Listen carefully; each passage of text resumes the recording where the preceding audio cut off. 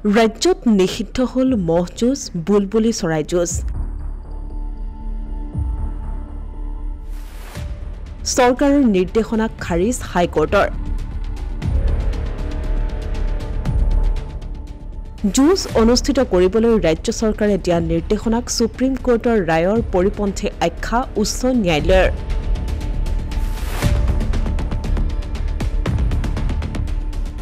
পুনৰ ৰাজ্যত নিষিদ্ধ হ'ল মহ আৰু বুলবুলি চৰাই যুঁজ। এই খেলক লৈ গুৱাহাটী উচ্চ ন্যায়ালয়ৰ গুৰুত্বপূৰ্ণ ৰায়দান। কোনো কাৰণতে এতিয়াৰে পৰা অনুষ্ঠিত কৰিব নোৱাৰিব মহ আৰু বুলবুলি চৰাই যুঁজ।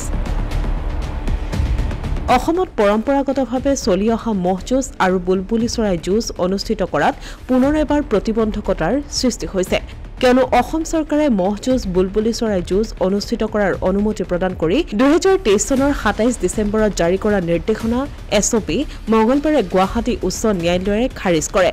পিপল for the Ethical Treatment of Animals India নামৰ এটা সংগঠনে দাখিল কৰা এখন লেখ আবেদনৰ শুনানি লৈ উচ্চ ন্যায়ালয়ে অসম চৰকাৰৰ SOP খাৰিজ কৰাৰ লগে লগে মাঘ বিহুৰ সময়ত মহ যুঁজ, বুলবুলি চৰাই যুঁজ অনুষ্ঠিত কৰাত পুনৰ অনিশ্চয়তাৰ সৃষ্টি হ'ল।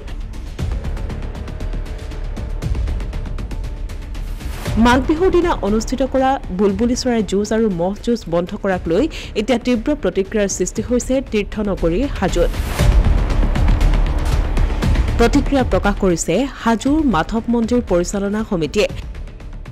পেটা ইণ্ডিয়া নামৰ সংগঠনটোৱে ন্যায়ালয়ক ভুল তথ্য দাঙি ধৰিছে বুলি অভিযোগ আনিছে মন্দিৰ পৰিচালনা সমিতিয়ে। মৰ্মাহত হৈ পৰিছোঁ।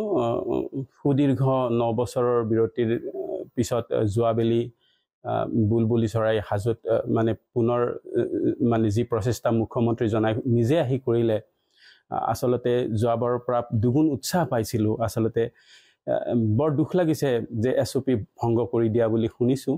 উচ্চতম ন্যায়ালয়ক আমি সন্মান জনাবই লাগিব। গতিকে আমাৰ হাজোবাসীৰ হৈ মই আহ্বান জনাইছোঁ উচ্চতম ন্যায়ালয়ক, যাতে আমাৰ হাজোত বিশেষকৈ চৰাইৰ একো ক্ষতিশূন নহয়। আচলতে তেওঁলোকে যোৱাবেলিও আহিছিলে চাবৰ কাৰণে। গতিকে স্বয়ং মুখ্যমন্ত্ৰীজনাই মানে নিজে যুঁজাই গম পাইছে যে আচলতে বুলবুলি চৰাইৰ কোনো ক্ষতিশূন নহয় বা নমৰে।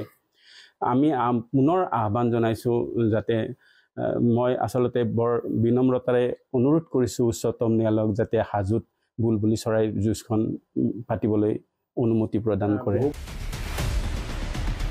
ইফালে মৰিগাঁৱৰ আহতগুৰিৰ ঐতিহাসিক মহ যুঁজৰ বাবে ইতিমধ্যে প্ৰস্তুতি আৰম্ভ কৰা মহৰ গৰাকীসকলৰ মাজত সৃষ্টি হৈছে ব্যাপক প্ৰতিক্ৰিয়াৰ।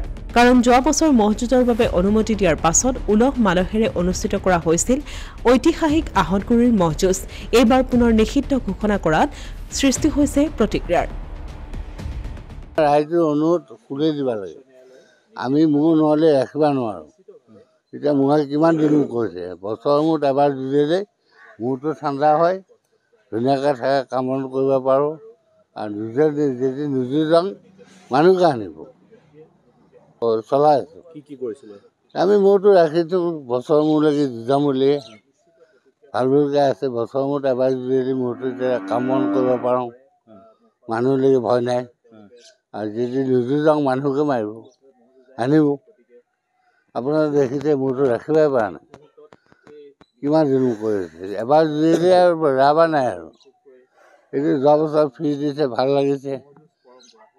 এইবাৰ তেনেকুৱা ভাবি আছোঁ আমি।